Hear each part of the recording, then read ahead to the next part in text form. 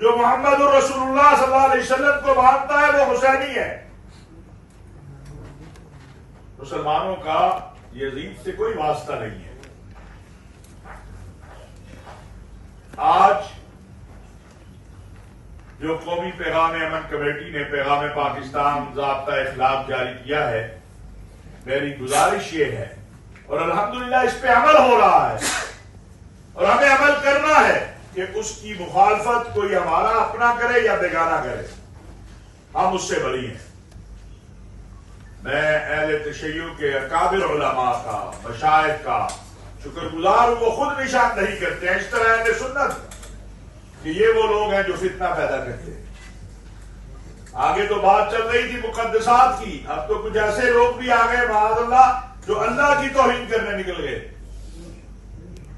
لہذا میری دو ذمہ داریاں ہیں، ایک بطور چیئرمین پاکستان علماء کونسل کے میں تمام اکابر سے ہمیشہ اپیل کرتا ہوں، اور دوسری بطور کوآرڈینیٹر قومی پیغام امن کمیٹی اور وزیر اعظم پاکستان ہم یہ بات واضح کرنا چاہتے ہیں کہ جو متشددانہ رویے اختیار کرے گا قانون پھر اپنا راستہ لے گا، اور ہم قانون کے ساتھ کھڑے ہوں۔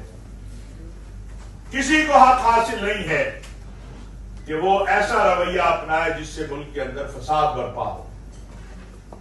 آج آپ دیکھیے، آپ کا دشمن جب مارکہ حق میں اس کو ناکامی ہوئی، اس نے کتنی چالیں چلی ہیں، لیکن سب میں وہ ناکام ہوا ہے۔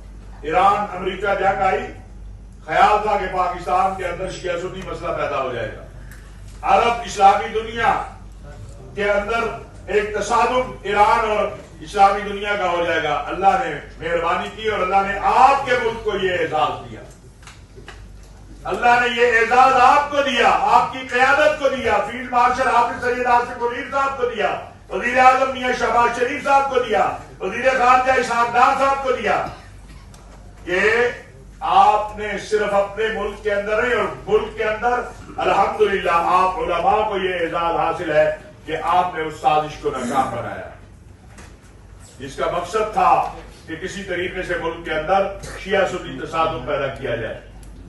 ہم نے اس کو مل کر ناکام بنایا، اور الحمدللہ آپ کی قیادت نے عالمی سطح پر اس کو ناکام بنایا۔ آج آپ دیکھیے کہ الحمدللہ وہ امن کی باتیں عملی صورت میں، آپ کا جو ڈکلیریشن پیس سائن ہونے جا رہا ہے اس کا نام اسلام آباد ڈکلیریشن ہے۔ وہ ٹرمپ بھی تسلیم کر رہا ہے، وہ ایران بھی کہہ رہا ہے، وہ پوری عرب اسلامی دنیا بھی کہہ رہی ہے۔ یہ اعزاز اللہ تعالیٰ نے آپ کو دیا ہے، یہ چھوٹا اعزاز نہیں ہے کہ آپ نے ایک عالمی جنگ کو روکا ہے۔